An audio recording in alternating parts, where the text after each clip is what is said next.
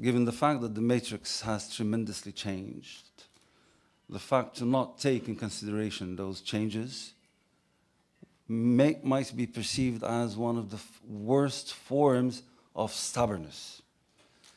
And thus, we really need to build up capacities of religious leaders to assist them, given the fact that they are supposed to be mastering the text.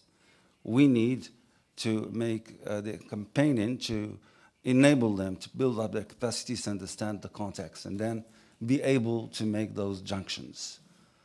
The world has changed because of the fact that we've been witnessing during the last decade the birth of some of the worst forms of extremism. And those forms of extremism are now exerting some appeal upon youth. And this, because of the fact that they are built upon some facts that they would guide in forms of interpretation to legitimize their actions. The main forms of attractivity are built upon four big dreams: the dream of purity, the dream of dignity, the dream of unity, and the dream of salvation. Purity is a shared dream by all religions, but within Islam, I would speak for Islam, within Islam, this dream has been there in the air, on the field, for centuries. How to go back to the purity of religion in its sources. And many people have pretended that they are the ones, the redemptors, who would ensure this purity. Now this dream has been hijacked by Daesh, by Boko Haram, and by Akim and Al-Shabaab and others. Whereas there is a big need to go and have the debate on the field of content to demonstrate that this is not the case. The second dream is the dream of unity. After 1924, the Muslim world was united under the Ottoman Empire, Khilafat. It was not the case of Morocco, but the Muslim world was united, and then it was scattered. In 1924, Mustafa Kemal Ataturk has declared that, well, everybody is on his own right now. And people felt like orphans throughout the Muslim world. They started looking for a panacea, a cure-all pill.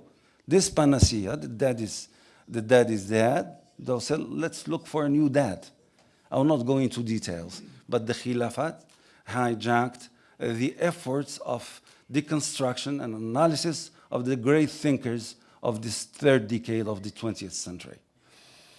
This dream has been hijacked now also by Daesh and others who are here to ensure the unity from Tangier to Jakarta, from Ghana to Farghana. The third dream is a dream of dignity. Imagine yourselves as being a youth from 18 to 30 years and reading those messages on the internet. If you are unmarried, come to me, I'll marry you to the most pious and beautiful lady in the world. If you are not having a job, come to me, I'll make out of you the head of intelligence. If you are not doing things that are worthy to be done, come to me. I will lead you to save the world, and name it. Those messages are very hard to counterattack, and especially if you are angry, if you are jobless, if you are frustrated, and name it. The fourth dream is the dream of salvation. Al-Firqa al-Najiyah. Come to us and you would be on the boat of Noah, and this is the way to be saved. If we do not compile the enzymes to deconstruct such discourses on the net, because on the fibers of the net, the war is going on, and we need to be there and provide counter-narratives and provide other alternative interpretations to those dreams, and thus accompany our youth throughout their lives. If we do not provide alternative discourse, then the war is lost. And especially when you have a rifle effect. Now, we've been working in Morocco on the content. And we've been reading the literature, we've been trying to listen to audio tapes, to audiovisual tapes, and we discovered that there are some 8 repetitive items, like the rifle effect. One, conspiracy of the West to deconstruct the Muslim world and its unity. And you, governors, presidents, leaders are not doing anything about it, so we will do it ourselves. 2, the issue of colonialism. There has not been equity and reconciliation about that. We need to do something about it. 3, Israel. 4, double standard. 5, humiliation on the media and so. 6, the Iraqi, Bosnian, Kosovian, Burmese, Central African, name it, cocktail. 7, the draining of wealth. 8, the infiltration of the value system and so on. Statistically wise, in the Muslim world, we have in Morocco some 100,000 religious officials that are on the payroll that need to be updated. In Algeria, the same. Going to Egypt, you would have 280,000 people on the payroll.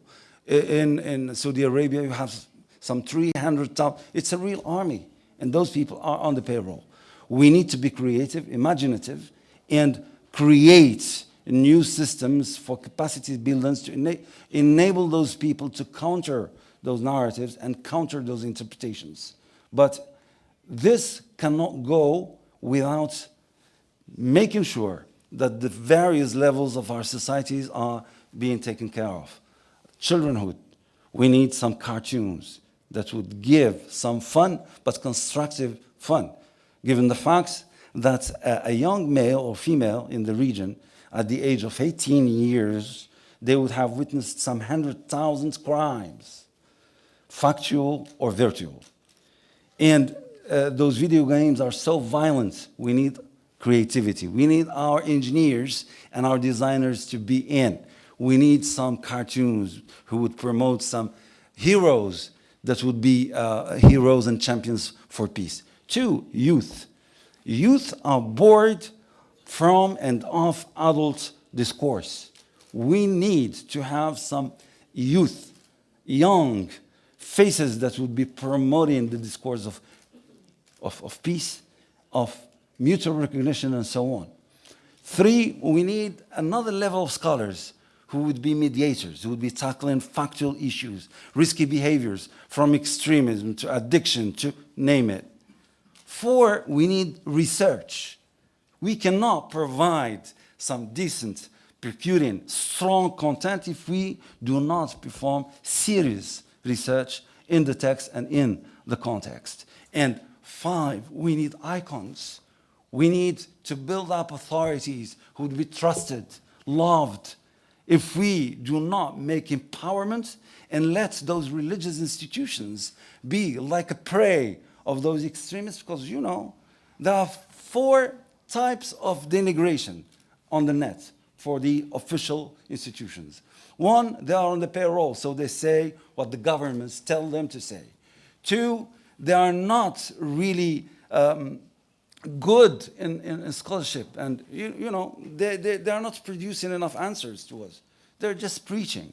And 3, they would say those people are not really listening to the heartbeats of the crowds. And 4, they would say those people are saving their own Weltanschauungs. And speaking of Weltanschauung, this is one of the most crucial things in religions. I would end by the fact that in the world today, this cosmology, this worldview is capital, because this is from where the interpretations do come.